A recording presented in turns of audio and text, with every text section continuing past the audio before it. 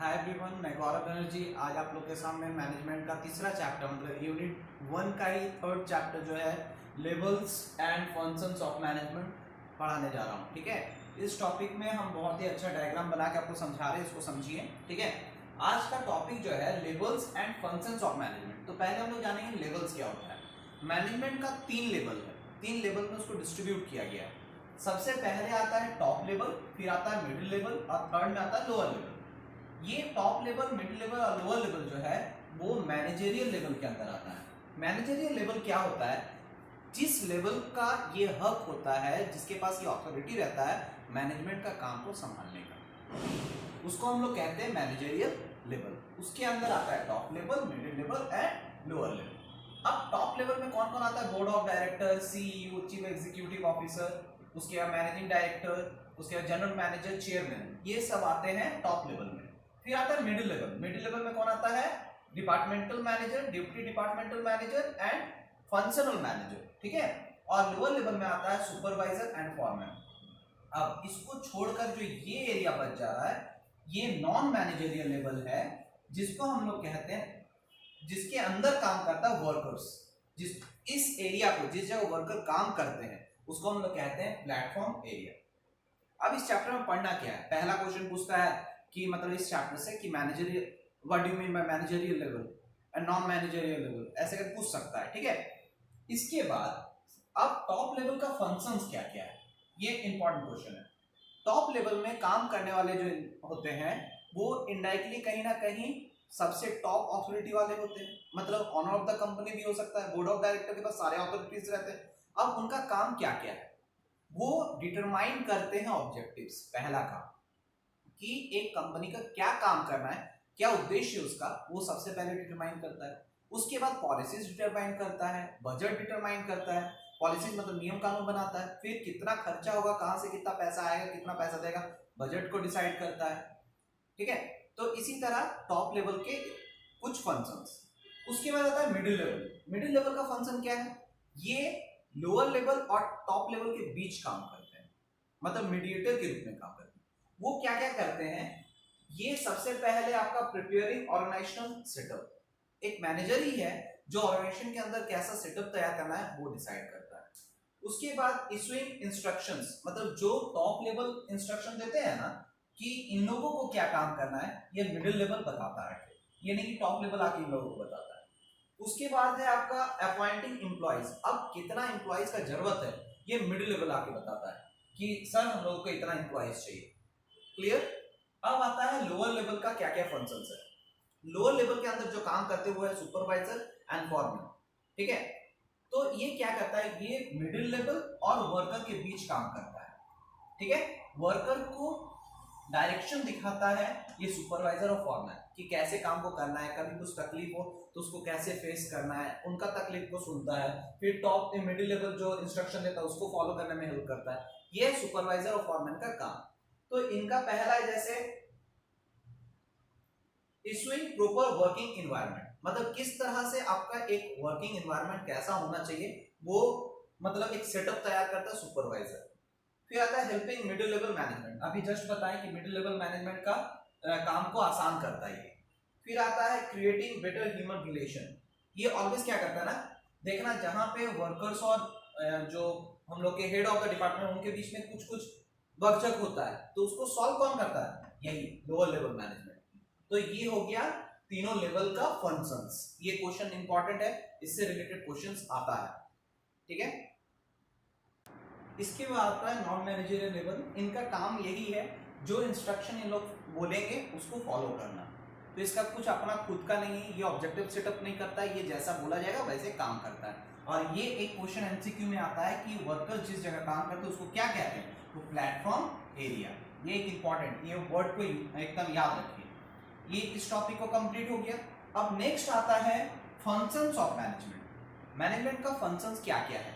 तो mainly 5 functions है: planning, organizing, staffing, directing. Directing के अंदर 4 है: सुपरविजन, कम्युनिकेशन, लीडरशिप, मोटिवेशन और 5th है कंट्रोलिंग। अब प्लानिंग क्या होता है? किसी काम को करने से पहले सोचना। जब हम लोग प्लानिंग का अलग से चैप्टर पढ़ेंगे इसको और डिटेल में जानेंगे।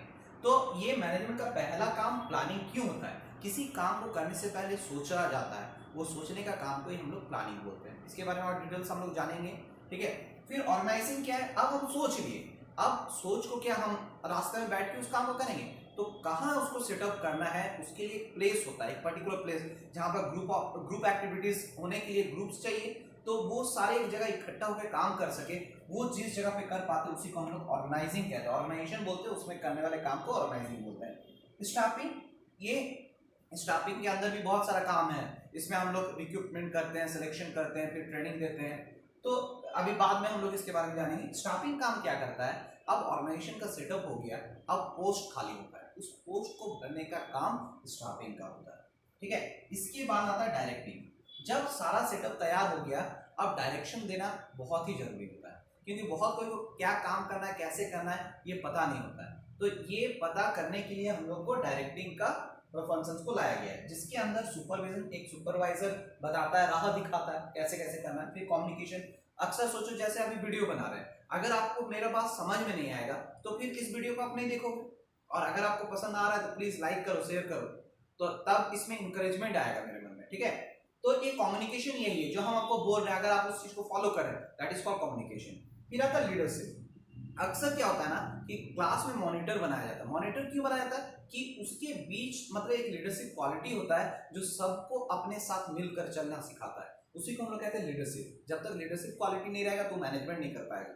फिर आता है मोटिवेशन, अक्सर हम लोग को ऐसे सेल्फ मोटिवेशन सबसे बेस्ट होता है, फिर भी हम लोग का लाइफ में कोई ना कोई होता है जिसको हम देख के, जिनको आइडल मान के काम करते हैं और उनके अकॉर्डिंग करना चाहते हैं। जैसे मेरे आइडल है स्वामी विवेकानंद जी, तो उनका जो जो वर्ड से जितना हम जानते हैं, बहुत ज्यादा जानकार नहीं, लेकिन जितना जानते हैं वो मेरे लाइफ को जीने के लिए काफी है। तो मोटिवेशन उसी को कहते हैं, किसी काम को करने के लिए आपको उत्साहित करना। फिर आता है कंट्रोलिंग। कंट्रोलिंग क्या होता है, मतलब सारा काम शुरू से, प्लानिंग से लेकर डायरेक्टिंग का काम सही तरह से हो रहा है कि नहीं हो रहा है, उसका देख रेख करने का काम को ही कंट्रोलिंग करते हैं। तो ये था हम लोगों का आज का टॉपिक, लेवल्स एंड फंक्शंस। ये चैप्टर इतना ही है। आज का क्वेश्चन है, आप लोग लिख लीजिएगा प्लीज। आज का क्वेश्चन है define managerial and non managerial level. उसके बाद सेकंड क्वेश्चन इस चैप्टर का, आगे आप लोग नंबरिंग करके लिखते जाना कि explain the functions of top level management, फिर explain the functions of middle level management, फिर explain the functions of lower level management, and last question है explain the functions of management.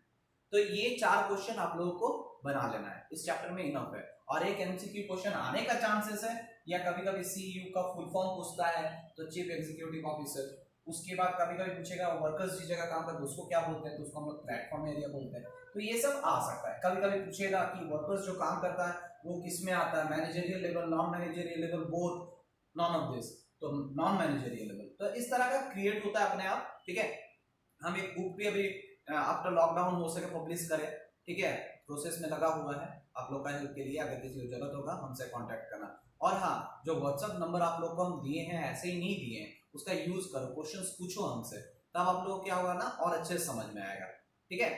अब सबसे ज्यादा जरूरी बात, अभी मेरा इंस्टीट्यूट अभी तो बंद है, लेकिन उसके बावजूद हम लोग क्लासेस ले रहे हैं, आगे जाके खुलेगा तो हम लोग, एक होता है ना कि हम लोग कहीं ना कहीं ये कोचिंग सेंटर जो है ना वो बहुत कमजोर फील कर रहा है। क्यों? क्योंकि इसमें गार्जियन फोकस नहीं कर रहे हैं। गार्जियन का कहना है कि एक साथ देखो, अपना सुरक्षा जरूरी है, आपको भी पता है कोरोना एक है जिसमें प्रॉब्लम हो रहा है सबको, लेकिन इतना जानकारी एकदम रखो कि अगर खुद अच्छे से हो तो आपको इस बात का प्रॉब्लम नहीं होगा। अगर क्लासेस खोलते हैं और उसमें आप लोग सपोर्ट नहीं करोगे, हम लोग कहाँ रहेंगे? हम लोग का फिर तो अस्तित्व ही खत्म हो जाएगा, और फिर इन फ्यूचर फिर हम लोग अगर वापस आएंगे तो सरवाइव नहीं कर। तो हम लोग का ऐसे कोचिंग है आपका किशोरगंज चौक में, बैनर्जी ट्यूटोरियल। तो जब भी आप लोग का लॉकडाउन खत्म होगा, जो न्यू स्टूडेंट्स 11th के आएंगे, प्लीज़ उनको भी बताना कि हाँ कोचिंग में आए, और आप लोग प्लीज़ इंटरेस्ट दिखाना कि आने के लिए, अगर इंटरेस्टेड हो तो आ जाएं। और मैं भी इसी तरह से आपको अच्छा क्लास देते रहेंगे हम। अगर किसी तरह कुछ प्रॉब्लम हो प्लीज़ कॉन्टैक्ट मी, और थैंक यू सो मच।